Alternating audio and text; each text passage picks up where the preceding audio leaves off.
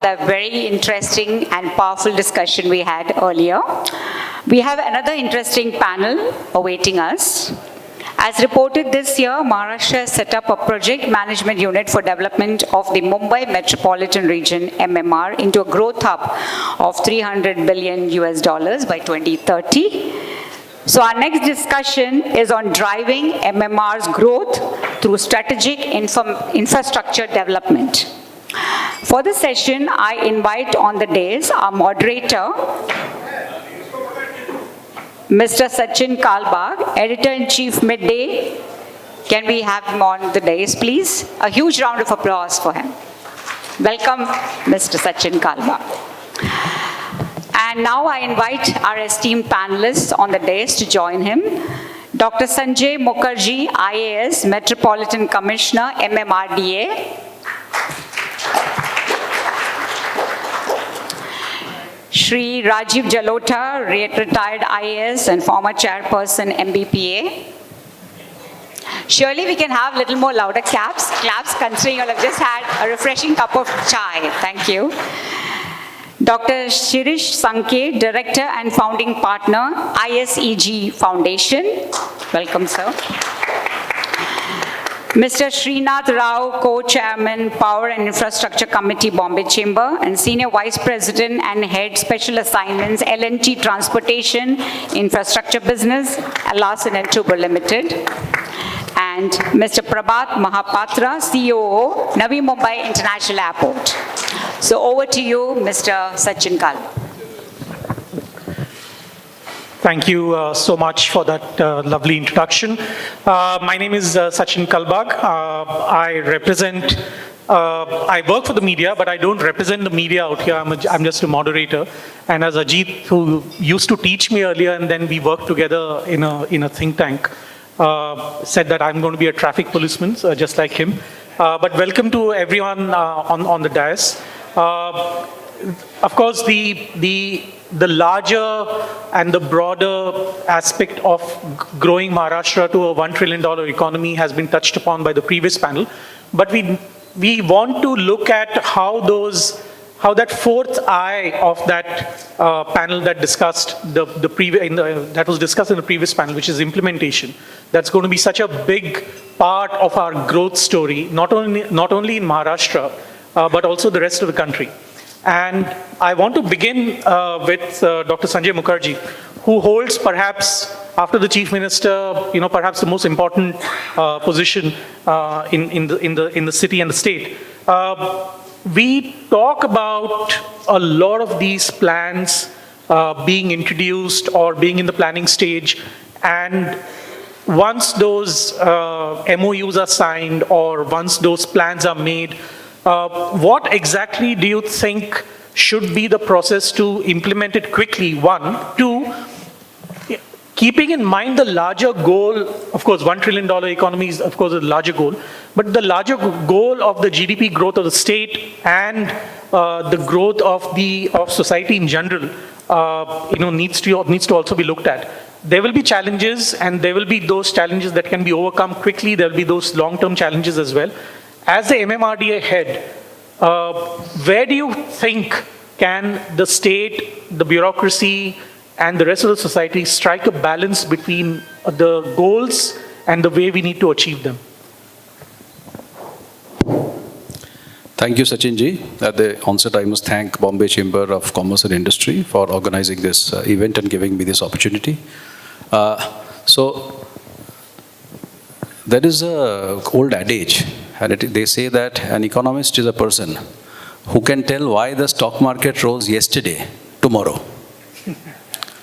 So, going with this logic, in fact, when this $1 trillion thing came, and then India declared that India wants to be a 5 trillion economy. And in fact, even before the plan was prepared, India had already become a 4 trillion economy. And as we speak, I think we are something like 4.16, 4.18 trillion dollar economy already. So it is a relentless path, and it is going to happen whether we like it or not. So the challenge before us is whether we do it in a very planned way or whether we do it in an unplanned way. That is one. The second thing is that do we just talk about it and do we meet in conferences and seminars, or do we have a very, very clear roadmap to it? So in MMRDA, we are very lucky that we partnered with the Niti Aayog and the government of Maharashtra, Niti Aayog, MMRDA, we worked together for developing the roadmap for the Maharashtra state. And I'm happy to tell you that Shirish is here. He was our chief consultant in that on behalf of the Niti Aayog. And I'm happy to tell you that what MMRDA has done, it is very, very simple. We have identified 8 policy shifts. These 8 policy shifts are absolutely clear. We have identified 7 growth drivers. These 7 growth drivers are absolutely clear. There are 30 projects. We know very specifically on a very conservative basis that if we do this project, then this is going to be the gross value added, this is going to be the number of employment that is going to be generated, and so on and so forth. So the plans are very simple. It is so simple that anybody, you don't need to be a person with experience in project management, you don't need to be an economist, you just need to read and write, and you can understand what is to be done. So for instance, if you are going to develop the metro network, then this is the outcome. This is the connectivity, this is the time that you save.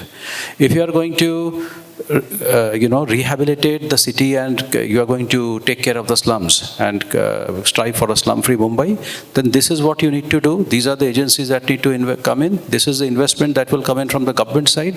This is how you will leverage the investment from the private side. These are the policy shifts that you need to bring so as to attract the investment. It is all very, very clear. And therefore, what happens is that so you sign MOUs and you sign agreements. The question is that, are those MOUs and are those agreements actually implemented ever? So what we have done here, these MOUs, though they are non-binding, we have a very clear roadmap in that. So this year in Davos, we raised foreign direct investment of $40 billion. And I'm happy to tell you that out of that, those in 11 MOUs, and the MOUs, of those 11 MOUs, 6 of them are already functional. And we have already got the investment in. And the technical MOUs, we did 2 technical MOUs. One was with London Metro and Crossrail International. So it's a very interesting thing in London. The London Metro works under the Transport for London. The Transport for London works under an organization called as Crossrail International. And that works under the Ministry of Transport. So MMRDA has dealt with the Crossrail International, and today London Metro is advising us how to run the metro. So we have chosen the best partner there. Similarly, we have an agreement with the University of Birmingham, and they are helping us. So very, very simple roadmaps. I think the success actually lies in not complicating, but to make it simple. It has to be broken down. Anything to be done needs to be broken down into very small actionable steps. That is one.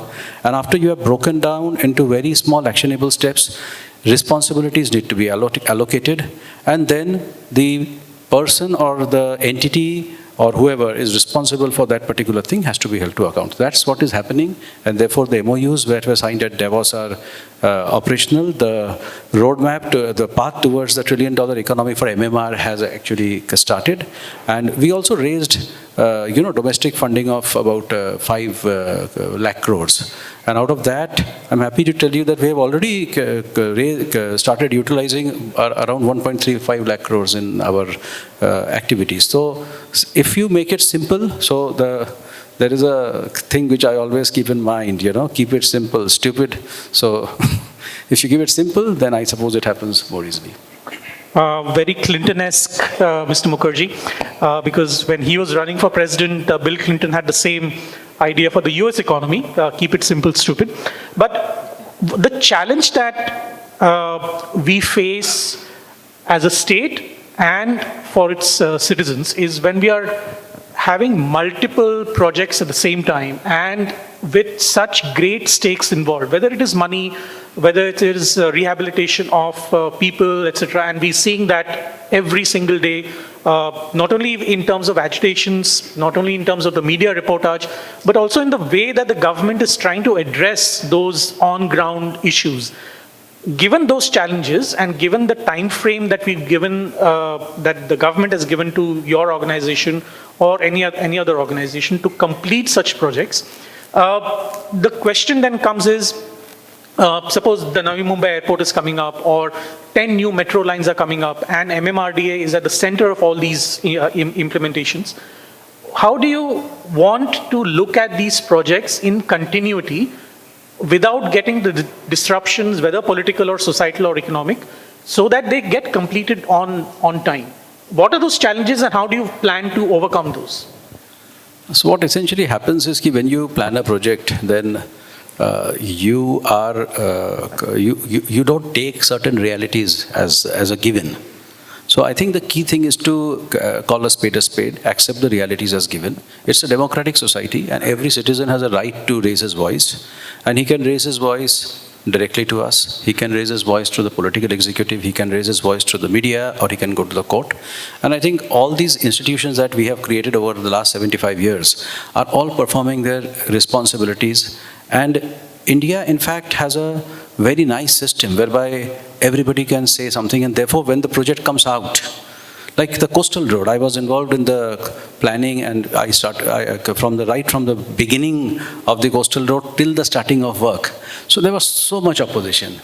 The first thing that we did at that particular point of time, we requested with the Honorable Chief Minister, and he was kind enough to allow. See, the detailed project reports are always kept secret. Now, these are not national secrets. They should be made public. And Mumbai is a city of experts. So we made the DPR public, So when we got the DPR public, we got 1,500 suggestions which were all supporting the coastal road and 200 people who wrote against it. Unfortunately, it came in the media, or maybe fortunately it came in the media. So after it came in the media that there is no opposition to the coastal road and 1,500 suggestions on how to improve it came in. Then what happened is that around 2,000 in postcard letters came, mainly talking about fishermen, environment, etc. So that happened. And so once that happened, then we examined the whole thing, and the plan which was prepared earlier by a committee which was appointed by the government has been entirely changed. The alignment is entirely changed. The execution methodology has been entirely changed. For instance, we were thinking of having a tunnel right from NCPA to Priyadarshini Park, which we dropped, because we found that we have never built an undersea tunnel. We have no idea of the rock structure of the Arabian Sea and the continental shelf. Therefore, we took a tunnel from the Princess Street flyover, just beyond the Princess Street flyover, and we kept the tunnel right below the high tide line. So it is not an undersea tunnel at all. It goes right below the high tide line. And we took it out from Priyadarshini Park, and we ensured that only 3 buildings come in the alignment. So, see, I may know the technology and I may think, TBM se kuch nahi hota, wo to chale jata hai. Lekin the person living in that building, he has a different point of view. He might be an engineer and he might be a manufacturer of TBM, but he might have a different thought when it comes to yourself. So I think we have to accept these given realities. That is one. Now, earlier, there were very few projects in India and a few mega projects in India and in Maharashtra. Now, with so many mega projects coming in, the SOP is very clear. You know exactly how to go ahead with it. And I have always thought that it is better to have things very open. If the SOP is clear, then that is one. The second question is, how do you manage all these projects, because there are so many projects which are happening at any given point of time. So at the state level, you have the Chief Minister's War Room, where the Chief Minister himself every month monitors the projects, and all of us are called to account in that war room for things that we have not done or not done. So both commissions and omissions are both evaluated there. And now there is a Chief Minister's dashboard, where very detailed review is possible, and at our respective levels we have that. The technology has come a long way. Now we are having 5D BIM mapping where you can monitor. Then Mr. Shrinath is here. So companies like Larsen & Toubro, they also follow the most top-end technology today. So India has developed a lot of skill sets, and it is a partnership. The consultant, the contractor, the authority or the employer, the subcontractors who work below them. It's a partnership. And in my opinion, the biggest challenge is not management. The biggest challenge is not finance. See, there is a study which says that if you want to develop Mumbai the way you want to develop, then 80,000 crore rupees of work has to be spent. So 80,000 crore aa jayega. या 1 लाख करोड़ आ जाएगा. क्या नहीं है? What is not there? What you do not have? Do you have that many skilled engineers? Do you have that many skilled mason, labor? Do you have you need, जैसे गिट्टी लगता है, what do you call it in English? I don't know. So you need stone, you need rock, you need masonry, you need cement, and there is a dire shortage of, so like in economics, we have a formula that productivity, or rather the output, is equal to land, labor, capital, and productivity. 4 factors. So alpha, land, labor, capital. So land in Mumbai is a challenge, but it can be resolved, right? But labor is a huge challenge, and capital is not a challenge, material is a challenge, the number of cranes that you need. So again, coming back to the original thing, if you are able to break down the project into smaller pieces, and if you plan it out in a very, very small part, the initial part is very difficult. But if you are able to do that, then technology is very much with us, and it is possible. So in that sense, Dr. Mukherjee, the government, the bureaucracy, the technical manpower, they are now in 2025 far more confident of completing these projects than they were, let's say, in 1990 or 1995. One is, of course, the advent of technology. Second is the experience at which, the growth of experience at which, all the organizations have come together. Three, and this is, as a media person, this is something that I've seen in the last 20, 25 years. There's greater political will to get these projects completed. Maybe for votes, maybe for the kind of manifestos that they've presented to the voters before they go for elections. So in a sense, it's a combination of all these factors that have made one MMRDA at the center of all this growth story. But at the same time, the government has been pushing the organizations to allow the technical manpower to achieve what was set out. But on the other hand, I want to speak to Mr. Jalota also on this issue.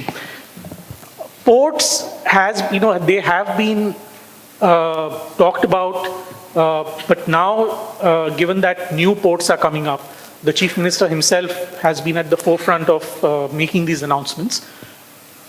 If we have to make any dent in the Asia-Pacific, West Asia, European trade, etc., then ports will need to play a huge role in that.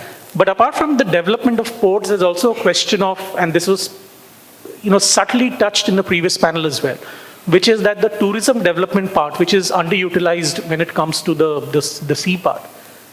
Or when all of these issues are looked at, the port-led development and cruise tourism, can they become a major growth factor for Maharashtra to reach that $1 trillion economy? And in your opinion, because you worked in that sector for so long, what could be the possible roadmap for this to happen? Thanks, Sachin. In fact, MMR region per se or Maharashtra is naturally endowed with such a big coastline. MMR itself has about 300 kilometers of coastline. So, plus very good creeks and inland waterways, highly connected. Actually, the most busiest inland waterway of the country is near Mumbai, the National Waterway 10, which takes all material from Mumbai harbour towards the other side of the harbour. So, since we are naturally endowed, yes, because of that, the second oldest port of the country also came to be established in Mumbai. And because of the port, whatever port-led development happened of Mumbai, and it became a magnet, financial magnet of the country, everybody knows that. So the importance of port-led development is undisputed. So here there is a challenge as well as an opportunity for Maharashtra. We developed, Mumbai port was always an old legacy port. Jawaharlal Nehru port got developed in mid-80s and late 80s it started 89. Since then, actually we never had a big port in Maharashtra. Now Vadhavan port is coming up.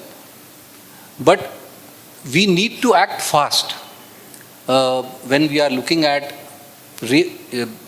utilizing the full potential of the coastal region. So I was also part of Maharashtra Industrial Development Corporation once upon a time. And then we used to see that industrial areas were planned depending on either where the market is or where the raw material is. But ports were never part of that planning. By that time in Europe and Americas, all planning was very holistic. An integrated planning used to be done, and port, industries, logistics, everything was treated as multimodal. In fact, Mumbai port was the real multimodal port at that point of time with all connectivities at one place. But we lost the way in between. But now, really, the central government as well as the state government are moving ahead. Maharashtra government has also announced its Maharashtra Maritime Development Policy in 2016, which got revised in 2019. And now recently they have announced their shipbuilding, ship repair, ship recycling policy, following upon demands of the industry. Besides, Maharashtra always had a big tourism potential on its coasts. And Mumbai had always been the cruise capital of India, the cruise hub of India.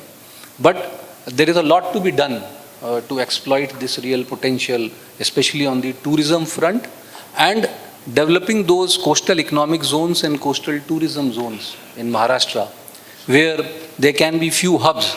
One hub, Mr. Sankhe will tell us that in their growth hub plan, they have identified as Mumbai Portland, can be one of those service, culture, tourism, and logistics hubs.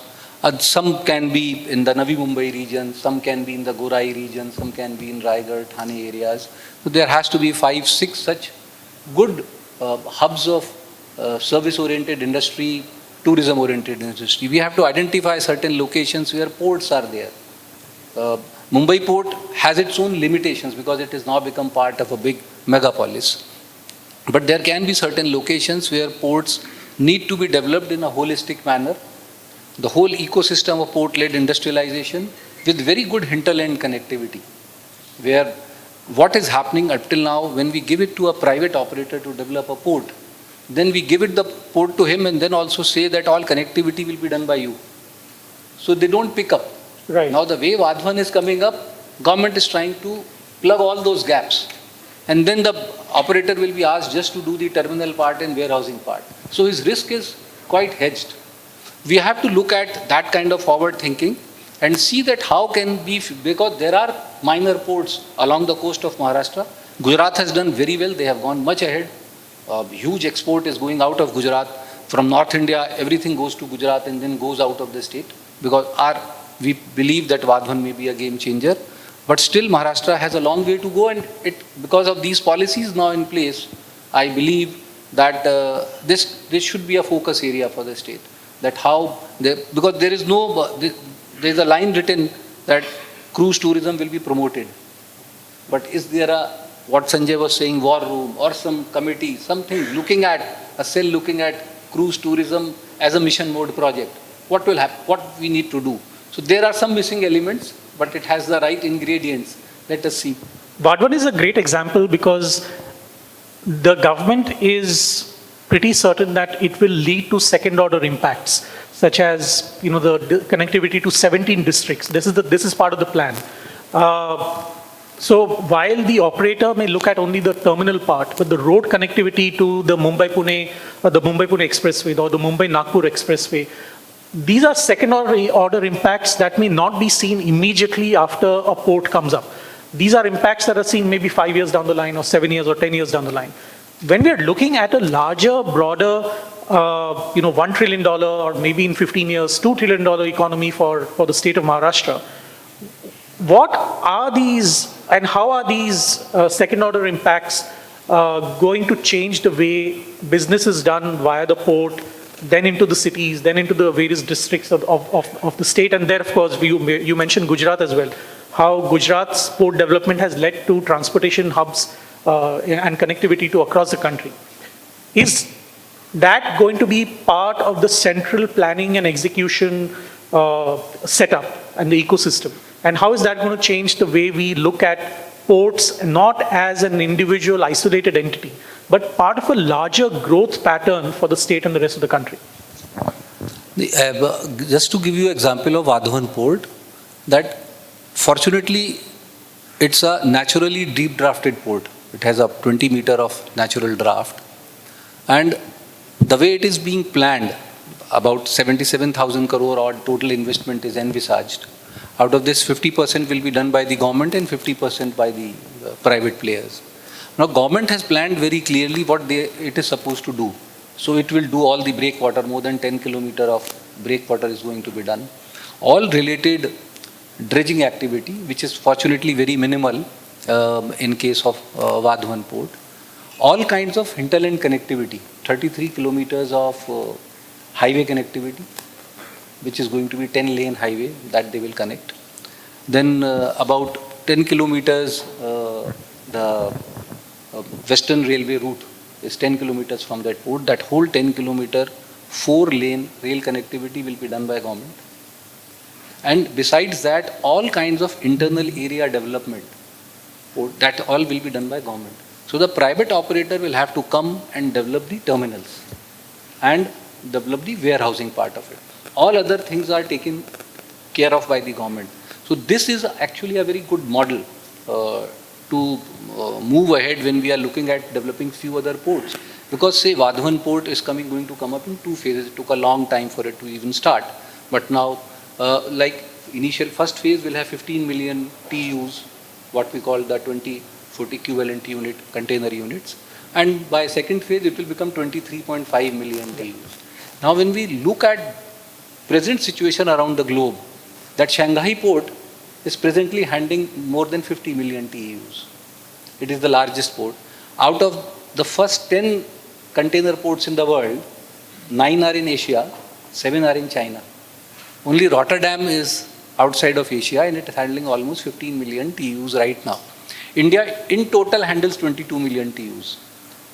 But gradually when we are looking at increasing manufacturing and our whole domestic consumption also going to rise, the middle class is rising, it is predicted that presently we are handling about 5.45 billion tons of EXIM cargo in India. This is going to increase by 3 to 3.25 times by 2050. A humongous growth. So you imagine that how we will take care of ports and all ecosystem around the ports and hinterland connectivity. So now here is an opportunity for Maharashtra, though they have announced an airport near Vadhavan, but yes, lot of industries, all the connectivity to the industries, from where the raw material will come, how the manpower, skilling is going to be a very, very big thing for the port as well as for the area. So you have to develop huge skilling hubs to take care of this. The blue economy will also take its part. There also we need to work quite a bit. All has to be now green. So we have to make plans that how green power or green energy or green fuels will power this growth. So it's a huge opportunity, challenge everything what I told you. So, and similarly, like there are ports in Raigad, then in Ratnagiri and Sindhudurg also. We have our challenges of, one can say I was in MIDC that time also, about what type of industries to be located. So we have to have a master planning. This is an area for clean industry because earlier during the first industrial development of Maharashtra, we had all the bad industries along the coasts. And somehow because of lot of environmental activism, those industries got shifted to other parts of India. But they have to be located somewhere. And now technology is such that we have much cleaner ways of handling whatever pollution is caused. So we need to develop those hubs. This can be a hub for textiles, so this can be a hub for pharma, or this can be a hub for automobile.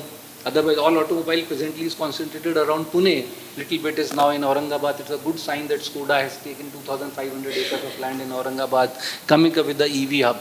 We have to have these hubs located along this route and where we can encash and the development of the port and bring the cost of doing business substantially. But that also leads, Dr. Sankhe, to a larger question of sustainability, the connectivity of roads, becoming so intricate that we ensure that it's not just about development but also about sustainability. But given your experience in this field, and you've been an advisor to private enterprise as well as to government, the Mumbai Metropolitan region as a whole has been at the center of transportation development for the last 10 years or so. And now we are seeing a huge jump in the number of metro lines, connectivities, whether it's a coastal road, the Atal Setu project, all of that is part of the larger growth story.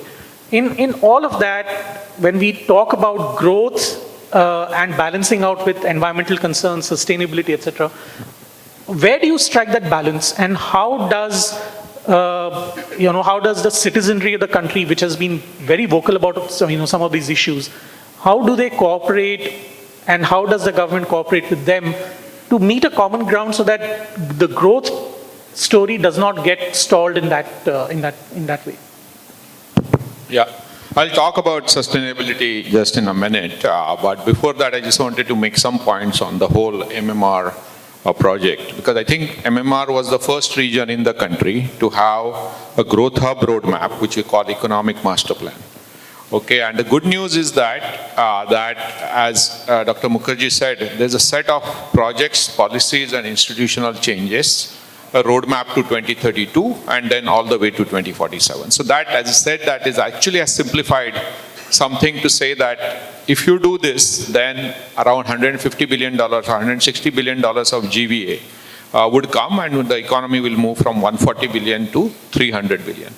Now that means the growth rate real growth rate has to move from 6 to actually 9 to 10%, which is one of the most difficult tasks any country can achieve. Okay.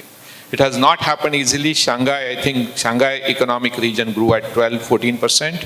China, of course, as a whole grew at 10%. There are very few city regions that have grown through that. So it's a task that is quite difficult. It's easy to put numbers, but it's a difficult task. Okay, therefore you have to do something differently. I say you have to do something at least at twice the magnitude that you did historically. Okay, so that's the type of thing.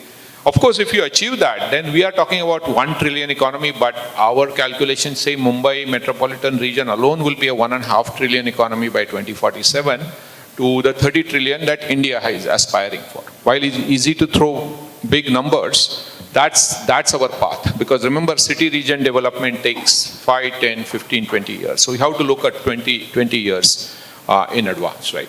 So being the first region to do this, I think is great. The good news also is that at the state government as well as some very good institutions, I think there is enough money, enough political will to take this forward at this time. Okay, so there is a real confluence, I would say, of many things coming together. As I said, that Mr. Hiranandani said that I think Mumbai's MMR region is spending 5 lakh crores, which are unheard of numbers, just in infrastructure. Some more has to come, and I'll talk about sustainability, but it's all there. New Mumbai airport is coming up. I think that area will be a combination of Gurgaon plus Noida into 3. Okay, we don't realize it. We only talk about the Mumbai city, of course, very important region, but there's a huge growth potential. The Vadhavan region is not just, Vadhavan port is not just about connectivity, but we have recommended almost 5,000 acres area around that for industrial manufacturing, right? Because it's not enough to connect ports, you need logistics parks, you need manufacturing zones and so on. So the roadmap is there, right? And the good news is that many factors are at a great confluence for Mumbai Metropolitan region to look forward. At a 32nd level, I think in 2014-15, and Dr. Mukherjee and Mr. Jalota will remember it, that I think there was this big thing taken that Mumbai is falling behind Bangalore. And that time, these Mumbai infrastructure projects that we are seeing now were taken up, okay? But there's a master plan about the infrastructure master plan, not full economic master plan, and the fruits of that we are seeing today. So if we start doing something today, I think in the next 5-10 years, you see a great potential, right? In terms of sustainability, I think it's actually, these are the projects and thoughts go together. Now, how should we think about sustainability? One is what I call a sustainability related to public transportation. Okay. I always feel that you should have a station, metro station, within 15 minutes of walk, right? And of course, you should be able to walk. So, Mr. Hiranandani talked about the last mile connectivity, which needs to be worked at, right? But the public transportation part, not just metro, but buses, need to go up. In fact, we have recommended 5,000 to 15,000 additional electric buses as a part of that. Okay, so that is the transportation sustainability. You get the public transportation, metros, buses together, you suddenly get the GHG emission part down, right? The other part of sustainability is, let's say, water and sewage type of thing, and circularity. I think there's a lot to be done, as if you can see the report which is in public domain. there is a lot that is recommended, especially on circularity. I think we should be recycling 30% of our water. We should have these circularity parks, which have become a project, by the way. Circularity of steel, electronics, and all that type of thing. You should recycle all those, which is a big part of sustainability, right? The third one is what we call the climate sustainability and adaptation. I think there is still lacking because Mumbai is going to see 0.3 meters of additional sea rise, cyclones plus heat, all coming together. Every coastal city is going to see that, and therefore that plan still needs to be made, right? Sort of climate adaptation plan not yet made. It's not a huge amount of money, but needs to be thought through because those things will hit us. And the finally is... Sorry, but there is a Mumbai Climate Action Plan. Yes. But it does not address many of the issues that you bring up. That need to be properly done and projectized, yes. Okay? Because currently it's one line, even in our report are 2 lines, but it will. Huh? The projectize is very important, right? And so on. So that yet not done, but it's not a big difficulty. I think can be done, should be pushed, and so on.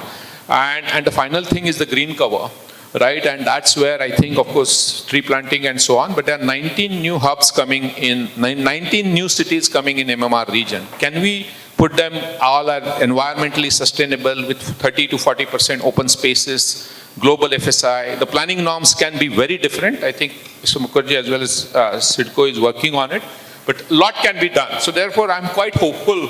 While 6 to 9 to 10% is a difficult topic, I think quite hopeful that a confluence of many things are coming. So sustainable inclusive growth is indeed possible on the back of what's already done. Shrinath Rao, in your case, because you represent the private sector in that sense, in your company has been at the center of implementing these turnkey projects across the country, not just in the MMR region. But I want to focus on what Maharashtra and the Mumbai Metropolitan region mean when it comes to these plans and implementations that these 3 gentlemen were speaking about.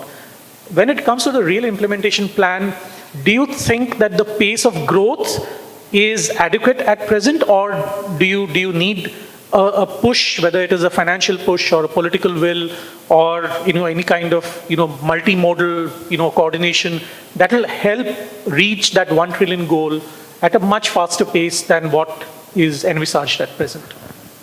Very good afternoon, Sachin and everybody. I think it's music to the ears, hearing and listening all the development that is happening around.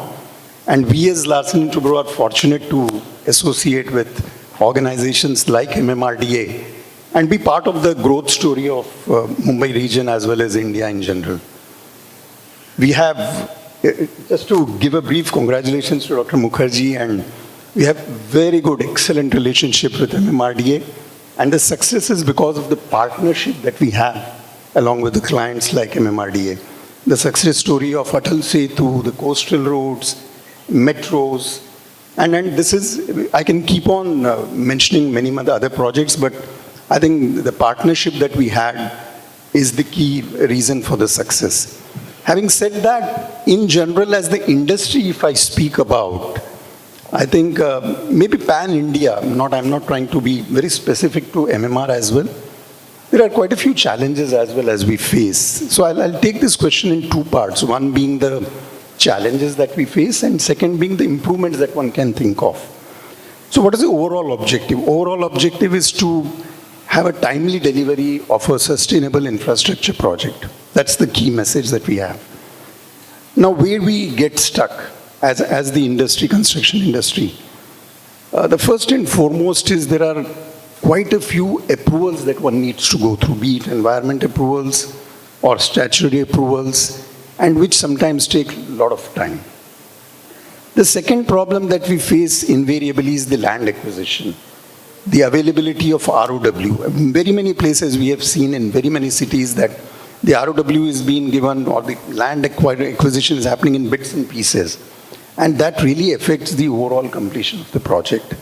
And the third main bottleneck that we face is the utility diversion and relocation. That also is a big challenge because there are very many stakeholders with different priorities, and having those partnerships there is going to play a very key role. So the basic solution to these problems is that, of course, the first and foremost wish will be that all these are done before the launch of the project. And that's how NHAI and all have come up that they will not bid for a project till the total land is acquired. So that's the best thing to happen. But even if that doesn't happen, some of these approvals and relocations will happen during the currency of the project. And there we need to have more partnership and maybe have a focused single window clearances so that the things can be addressed in a holistic manner. The next issue that we generally face is stakeholder management. There are a lot of authorities, lot of stakeholders, and all have their own priorities again. So there also we need to have a dedicated single window, and a lot of accountability has to come in into all the units, including us as contractors, so that this can be resolved. The last thing, as Dr. Mukherjee also mentioned, securing the finances. Because delayed payment always will drag the project, it will increase the cost. So I think the financial closure of all these projects is very, very essential. I'll just take the next part, which is very, very critical for us, is about what do we need to improve going forward. I think the first thing that I want to mention is about the quality. Because we have to deliver a sustainable infrastructure project, and the quality should definitely live its design life, and also beyond that. And also, as we see in many international locations, the quality of infrastructure is of a very high degree. So we also need to attempt to reach those levels. So that's the first part. Second part is the safety aspects, because we are dealing with a lot of citizens at large. All these infrastructure projects run into a lot of communities and all. So I think there has to be a more conscious efforts on looking at the citizen aspect. The citizens also, the people also keep crossing all those developments. So how can we improve our traffic diversions? How can we improve the barricade? How do we improve the housekeeping? These are basic elementary things. I was fortunate to be in overseas for almost 2 decades. And I can see clearly that this is not a rocket science. But it is, again, it involves all the stakeholders to come together and establish all these norms before start of the project. The third, I think in the previous panel discussion, a lot was discussed about the skill set. I think that's the major issue, even though we as L&T have 18, 20, we call CSTI training centers. But first, getting people itself is issue. Second, retaining them is the next big issue. And the third is upskilling and reskilling them to the required levels. So I think these are the challenges generally the industry is facing. And we as all stakeholders together will have to find solution to overcome that. Yeah, we talk about all these stakeholder managements, and no one is more apprised of these stakeholder managements as much as Mr. Mahapatra is, running the Navi Mumbai International Airport project. Given all the pressures of the issue, do you think that the speed at which the project is moving, will it reach the deadline time? 1. 2, it is perhaps just the beginning of a larger ecosystem to be made in place. For example, the New York City airport, which is often spoken as the 8th wonder of the engineering world, etc., where 38 different airports are part of a single airport ecosystem. Mumbai, Delhi, Bengaluru, all of these cities need an ecosystem that can be utilized to that extent.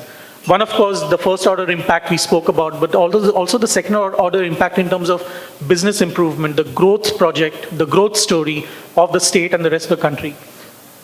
So my question is divided into 2 parts. One is, what role will the Navi Mumbai International Airport play in this larger ecosystem? 2, what do you think can be the roadmap for Mumbai to become that, or aspire to become a New York ecosystem or a Shanghai ecosystem? And how quickly, in terms of political will, bureaucratic efficiency, technological advancements, how quickly that can that happen? Hi, thank you. Navi Mumbai Airport, I think this is the airport that this city has been waiting for a very long time. Your question, like, when are we getting ready? Yeah, by end of September, we should be ready for inauguration. Anytime after that, we should be able to operationalize. So in this first phase, if I go back a little bit, if I look at until 2010, Mumbai Airport used to be the busiest airport in this country. In 2010 onwards, Delhi overtook. And thereafter, we have been number 2. And this primarily because Mumbai had a constraint. The airport did not have the capacity. Although the terminal had the capacity, and the runway was like, both the runways, we didn't have any parallel runways. There were cross runways crossing each other in the center. So we could effectively use only one runway at a time, and that was not giving enough capacity. Although we tried, the entire system, everybody, air traffic control, airport operator, and airlines, they all worked very collaboratively, and they could enhance the capacity. As of today, Mumbai, the busiest single runway airport in the world, but that's not enough. We are saturated. This year, at Mumbai, we handle only 55 million passengers, and look at Delhi. Delhi will be this year touching 75 million. So as I said, this airport is actually very, very much required to really make Mumbai Metro. It is going to be the new growth engine for this MMR region. We are in the first phase. This airport will have a capacity of 20 million passengers. And when this airport was taken up under concession agreement with CIDCO, it was envisaged that the total traffic that will be, maximum traffic that will be handled out of this airport will be 60 million. But subsequently, there are a lot of changes. We worked with CIDCO. Dr. Mukherjee is also there. He has been extremely helpful to us in all our endeavors. And we managed to use every square inch of the airport and did a master plan, and we could take it up to 90 million passengers. This airport, in its ultimate phase, will be able to handle 90 million passengers. And if I give you a comparison, like what is 90 million? So Delhi will be handling, say, 75 million. So Dubai handles something like, say, 80 odd million. Heathrow handles something like 78 odd million passengers. This is the scale we are looking at, around, say, 90 million passengers for Mumbai airport. In the first phase, it will be 20 million. Then we'll be adding another 30 to 40, then another 20 and another 20. Did a traffic forecast around by 2040, this city, Mumbai city, would require at least 140 odd million passenger handling capacity. So these two will be enough, but beyond that, that's definitely not going to be enough. So we are going to do this capacity enhancement in a stage-wise, so that we are just able to meet the demand and build the capacity for this city. But just to add to what you're saying, one is that the phase-wise growth is quite well planned. Do you envisage any kind of a deadline roadmap for the 90 million passenger capacity? One. The second part is something that I want to move back to the first question is, if we want to build a business ecosystem comparable to the best cities in the world, whether it is Dubai, Shanghai, New York, any of the European cities, etc. When we talk about ports, we talk about airports, the connectivity part is so important. And also it gives rise to the local, impetus rather, to the local economy. When we're looking at the Navi Mumbai International Airport, not in isolation, but as part of the larger ecosystem, one is that, one question that arises is that, what contribution will that make to the local economy as in particular, but larger growth of Maharashtra in general. And if we have to reach, 5 trillion economy by 2027, 2028 as a nation, and we have to reach about 30 trillion rather, economy by 2047, then all of these little moving parts of the larger ecosystem need to be, well-oiled in that sense. So where do you see Navi Mumbai Airport contributing in the larger ecosystem? Yeah. So, there was an ICAO study actually. As per the study, airports are economic multipliers by 3.25 times. If say we are investing around say 20 or 1,000 crore rupees at the airport for building a particular phase of the airport, that is going to add around say 70 or 1,000 crore rupees to the national economy or to the state's economy. So when we look at say 90 million passengers, I'm looking at something like investment of around 90,000 to 1 lakh crore rupees. If I multiply it by say 3.25, it becomes 3.25 lakh crores. So if we're talking of Maharashtra becoming $1 trillion economy, that is like something like 87 lakh crore rupees. So this is something like 3% will be contributed by the airport. But then it is This is possible provided the entire ecosystem is available. For example, we will be inducing a lot of developments due to, say, trade and tourism. When I say 3.25 times, it is just not possible unless the facility is there. So we may get passengers from other cities to our city, but then when these people come here and we do not have the ecosystem to take care of them, in the sense, adequate hotel facilities are not available, office conference, all those things, requirements are not available, then this 3.25 will not actually happen. But provided the supporting ecosystem is available with an investment of 90,000 to 100,000 crore rupees, this will add, multiplied by 3.25 times to the national economy. And just taking an analogy from the other cities in the world, worldwide, New York is, say, around, they have around, I think, 4 major airports they have. If I look at London, they have 6 to 7, 6 at least they have, some fairly large airports. In Mumbai, we have just 2, and which we will be adding subsequently.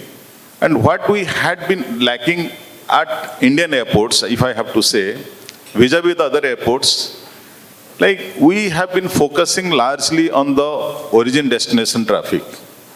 If I look at, say, Dubai or, say, Middle East airports, they thrive on the transfer traffic. Or so we talked about New York and all these major airports. So what we are doing differently at Navi Mumbai airport is, fortunately, why we did not create a hub till now in India is we did not have a strong air carrier. Now we have strong air carriers like Indigo, who have a strong, they are profitable.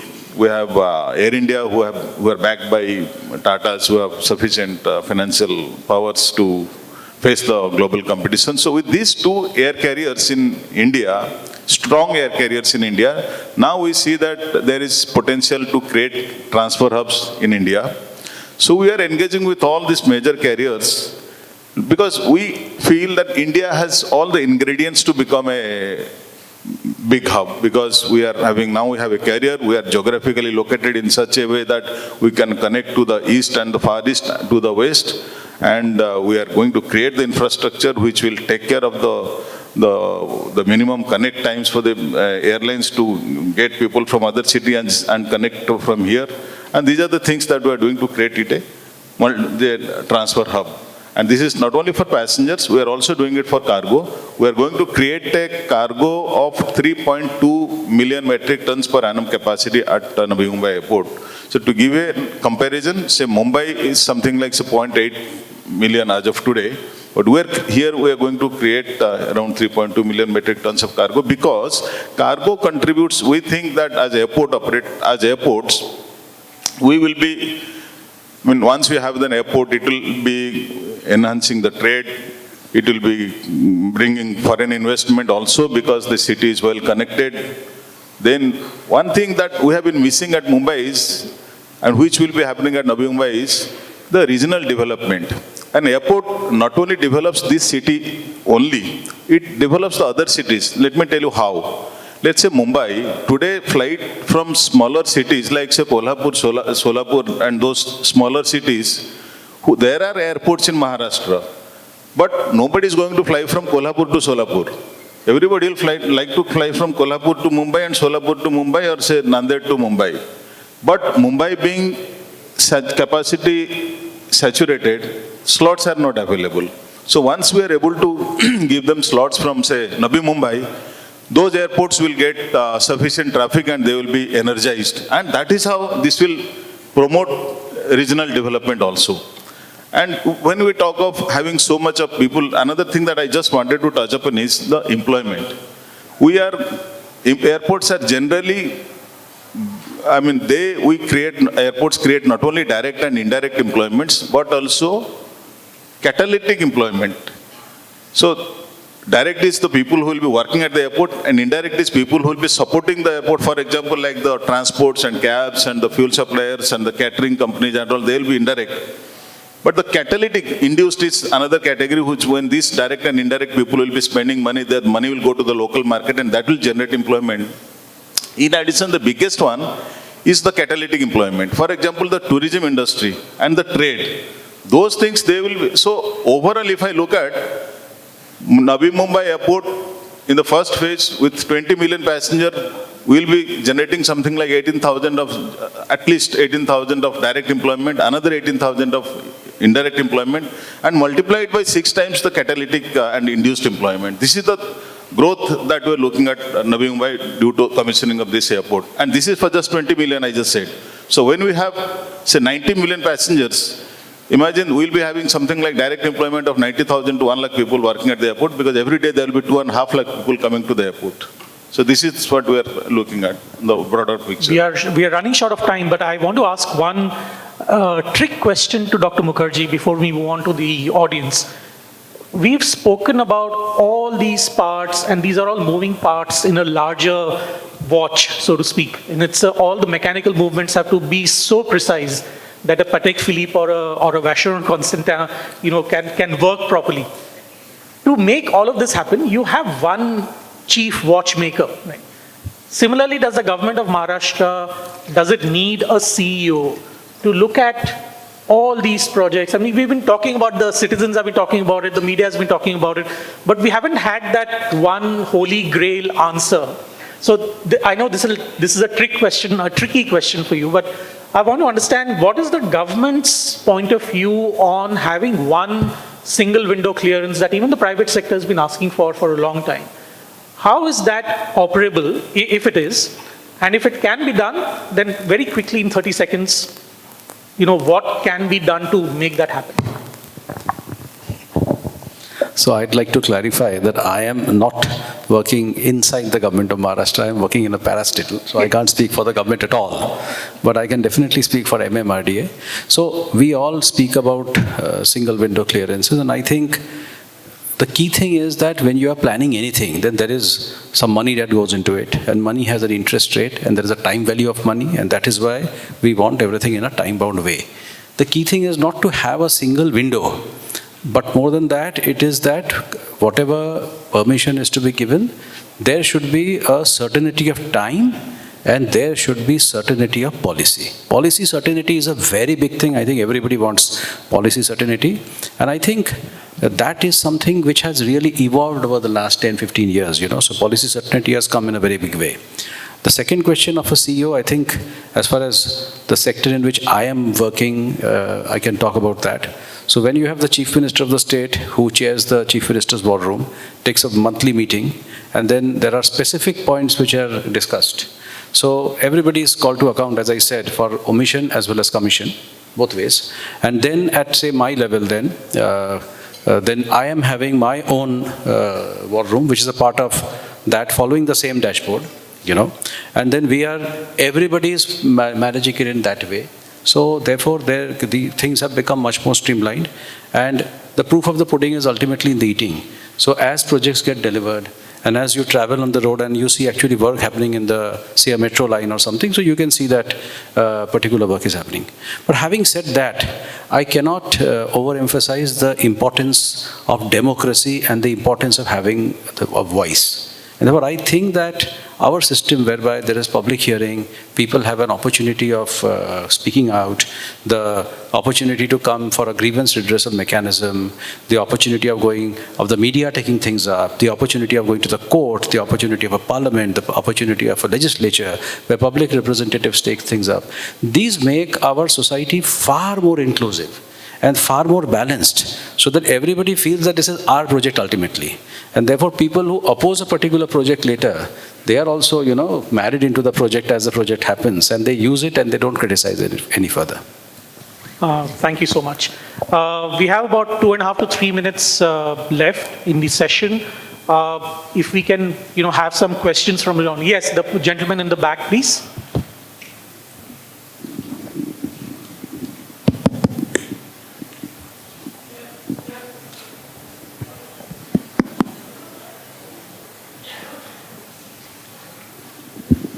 Good afternoon. My name is Kashyap Kapade. I'm from Pranali Group. We are into various multimodal transport, shipping, public transport, leisure. My question to Mukherjee sir is, sir, when you pointed out bluntly that we don't have skilled labors and raw materials, being partner to L&T, I think you all have to think in a very macro way, where 100 acres has by allotment of SIDCO, and then all youths can be brought there, trained and certified, and then put on projects. I think that will jettison the fast requirement. I mean, I'm not talking anything rocket science. Maybe you all must have thought. But why don't you put it, sir, when you have today spoken openly? This is my only wish, because then we private players will come in. Vadhavan port, that will happen, sir. Agreed. But that's 2030. But before that, sir, in the next 4 years, we require this, what you have pointed out, is a serious issue. So if you can just jettison it, I think we'll be into quicker mode of getting development, and then private players will come in, sir. This is my request. If it's happening, you may explain it. This is a point where we can come together. Thank you. Are there any more questions for the panel? Yes, right at the right. Yes. This question is specifically to Prabhat Mahapatra ji. I've been observing New Bombay Airport is coming up very well, but what about the local train communication? See, New Bombay has got some of the best stations in India. Why still some world-class air-conditioned trains, at least local trains, to connect the airport to VT and other destination? It's much quicker. London we get down, we get a London Heathrow Express. I'm not saying so big, but when existing tracks are there, at least some air-conditioned trains, local trains which can come down, stop at important stations, it's much more quicker and much more efficient. What's your plan on it, sir? Well, this is actually being addressed by the government. And let me tell you, Navi Mumbai is going to be a multimodal airport, multimodal connectivity. We are going to have, I think many of us may not be knowing that government has plans to make, they're going to be a stop of, say, bullet train which will be passing from Mumbai to Hyderabad, when there will be one stop at the Navi Mumbai airport. And metro is already planned by the government, by MMRDA also. Line number 8 is going to come from Mumbai to Navi Mumbai airport. These things, they do take time. So already there is this is something work in progress. Immediately, you may not see it, but we are, as per the, our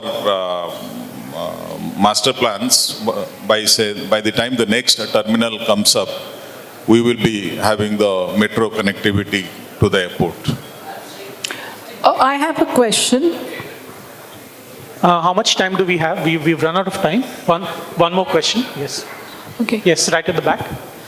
My question is to Mr. Sanjay Mukherjee. The one or two words that most Mumbaikars would use to describe Mumbai is ugly and dirty. We've been talking about infrastructure upgradation, which is happening, 2030, $1 trillion economy. Why is cleanliness and sanitation not a vital infrastructure project? You want to take that? Although it's not part of your... No, it is across MMR. You go to any city except Navi Mumbai, the first expression you have is ugly and dirty. Okay, I'm so happy that you appreciated Navi Mumbai, and it's very kind of you, and it is very heartening for people like me who have served in Navi Mumbai and played a role there. I'll come to the first question regarding skilling. And I must say that the Government of India does have a Skill India program, and accordingly there is a Department of Skill within every state government, including the Government of Maharashtra, and huge skilling activities happening separately. That's not a part of the infrastructure development, that is a soft skill development that is being done.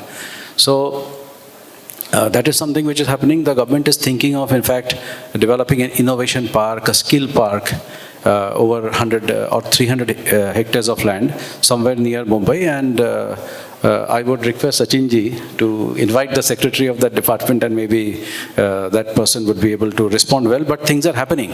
But since there is growth and there is hunger, so for the next 20 to 30 years, maybe we will always have a shortage. So that's one.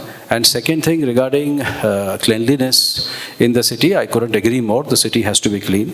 And I think just as the municipal, it's essentially an activity which is done by the municipal corporations, and a lot of work is happening in the solid waste front.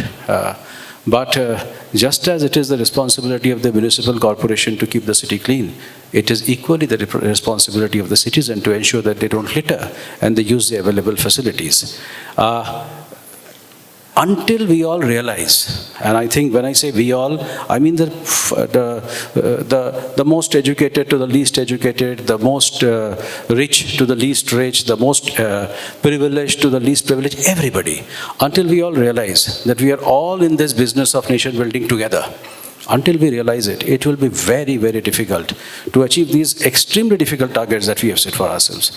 Solid waste management is classified as infrastructure, and a lot of things are happening on that front, but I think we'll need to have a separate session to discuss that. Those are questions that are tackled by the municipal corporations, not by MMRDA. But on that note, thank you very much, the panelists, for being here. Very illuminating discussion across all the multimodal projects that we're experiencing in the city and the rest of the state. So thank you very much, and have a nice day, everyone. Bye-bye. Thank you, gentlemen, for a very powerful dialogue. Now I request you all to stay on as I invite our Director General, Mr. Sandeep Khosla, to present you all with the token of appreciation from the Chamber. A huge round of applause for our distinguished panel and our moderator.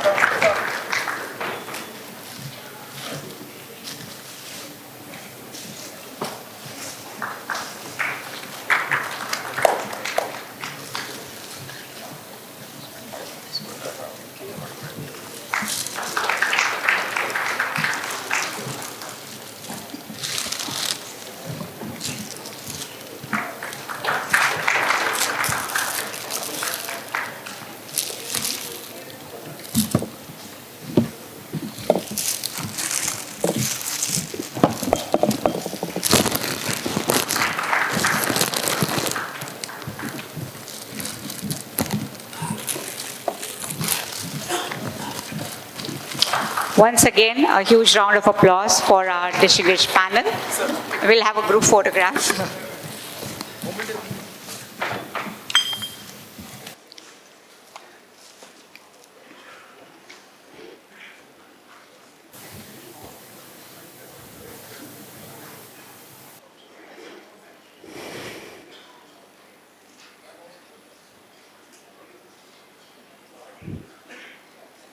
Thank you, gentlemen, for your time.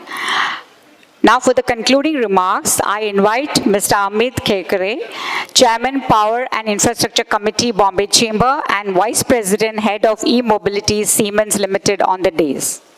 So, good afternoon, everyone. First of all, thank you. Thank you for patiently listening into this entire day. We have gathered to understand from various industry and thought leaders and the stakeholders how we all together can take the Maharashtra's economy to $1 trillion. And we can definitely conclude that one is consensus already been reached by all of us and the panels that it is going to happen. As Mr. Ranade asked the question, is what is important is it's going to happen. The question is when. If we go by the normal pace, it's 2032. Current plan already plans it to achieve it by 2028. Obviously, BCCI plays a very key role in this entire stakeholder management and connecting the members of BCCI towards the necessary industry thought leaders or the government officials to actually accelerate that. And both panels actually touched upon very important topic. One is the skill gap, what we have already seen across our own industrial experiences, and also government is putting a lot of efforts on it. For sure, there will be necessary steps taken by the BCCI and industry colleagues to achieve that skill gap and bridge it so that we can achieve this $1 trillion dream much faster. As a Power and Infra committee, basically, we are focused on four major parts, which is mobility and infra, power and energy, housing and realty, and urban planning. So I would encourage all of you as a BCCI members and the attendees of this conference to actually join this Power and Infra Committee and also actively participate so that we can implement some of the suggestions given by this panel and the stakeholders throughout the day. After this, thank you very much for this entire participation. I'll ask Sandeep to. Thank you. Thank you, Mr. Kekare. I now invite Mr. Khosla to present his vote of thanks and bring the proceedings to a conclusion. Thanks, Tina. And thank you all for coming here for this very, very important conclave of Bombay Chambers on infrastructure. For all those who are here now and all those who came at the start of today's event, you would have heard Mr. Dr. Ranade speak about the Bombay Chamber, Sudhanshu speak about this, and both mentioned that we are the oldest chamber established in 1836. And from that time onwards, the chamber has been instrumental in infrastructure. In fact, for all of you who wouldn't know, Bombay Chamber was instrumental in bringing railways to India. So in 1856, when the railways came, it was because of Bombay Chamber, because Bombay Chamber's members pressed upon the government of England at that point of time, our rulers, that railways is needed. If you go to the railway museum at VT station, you'll find them thanking the Bombay Chamber. So from 1836 till today, the chamber has been instrumental in looking at how infrastructure can be a very, very key guiding factor for industry and growth to happen. So this is something which the chamber has always been at the forefront. We have a trust which is completely involved in looking at this particular area. So for all of you, I would advise you all that, please help us in this, become members of the chamber and keep contributing to whatever is needed, both for the industry as well as for the chamber. I would like to thank all our panelists and our moderators for an excellent session on infrastructure, both in the MMR region as well as for Mumbai. Our title sponsor, L&T, premium sponsor, Rustamji, both are, as we know, very, very important in infrastructure development, one in the housing sector, one across everything else. Our supporting partner, the Bombay City Policy Research Foundation and Business Standard, our media partner. With that, I would like to invite all of you all for lunch. Please join us for lunch. And may I also request you all to please carry your bags with you, because there's another session on insurance which is happening at 2:15. And for that, the hotel staff would need to clear this area and prepare for the next session.